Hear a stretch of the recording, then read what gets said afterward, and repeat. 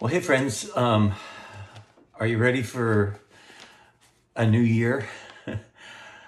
I know I've said it before, but I can't believe that 2021 is at an end and a 2022 is before us.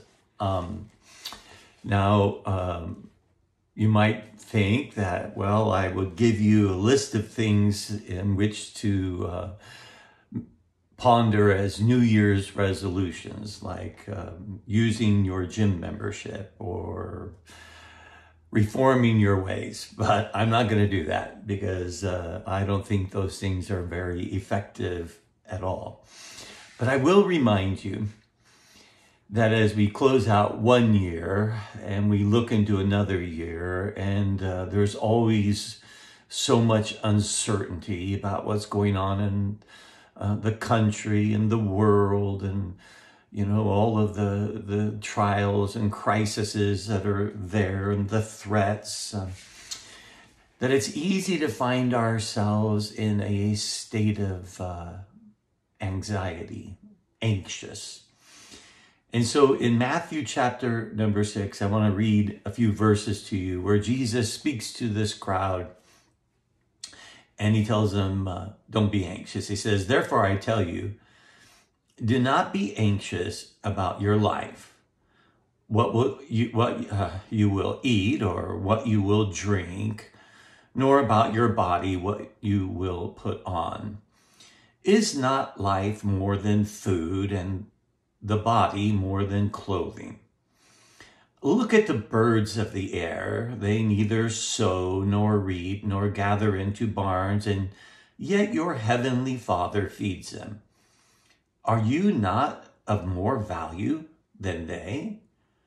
And which of you, by being anxious, can add a single hour to his lifespan? And why are you anxious about clothing? Consider the lilies of the field, how they grow, neither toil nor spin. And yet I tell you, even Solomon in all of his glory was not arrayed like one of these. But if God so clothes the grass of the field, which today is alive and tomorrow is thrown into the oven, will he not much more clothe you, O you of little faith? Well, it's important to remember that we are not in control, but he is. He says, look at nature. God takes care of it. He's arrayed the fields with great beauty. He takes care of the birds who don't sow. And he says, look, are you not of more value than they? You see, if we think that we're in control or need to be in control, well, there's a whole lot to be anxious about, because we know, even if we're not conscious of it, that we don't have the ability to control. All our desires for control are but an illusion.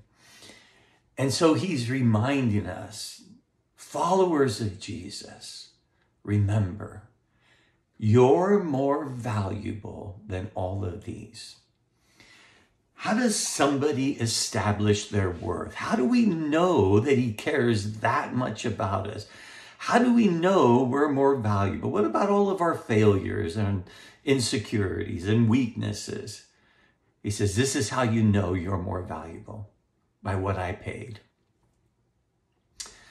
You see, it's easy for some people to maybe overvalue themselves because they have a high opinion of themselves, and other people to live with a sense of lack and have no self-value or worth. But here he's saying, you don't know what the value of something is until you know what someone is willing to pay.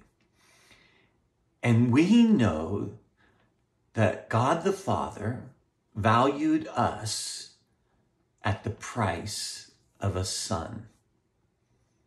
The great price of a son he was willing to pay for you. So hand over to him all that you find yourself anxious for. If it's finances, if it's security, whatever it is, the future, and say, you know what? I'm not suited to be in control, but I am loved by him who is. And I know he'll take care of me because he values me, the price of a son.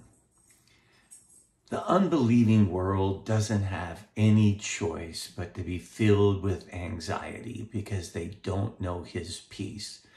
And so they look for security in what they can obtain, what they can accumulate, what they're going to wear, and what they're going to eat.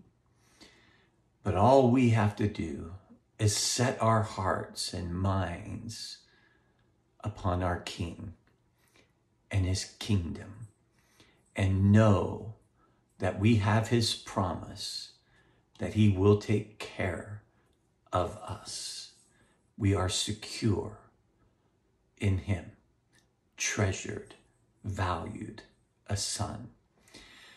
So be anxious for nothing. And it doesn't really matter at the end of the year what anyone's opinion of you is, because he values you greatly. And in the end, it's only his opinion that matters.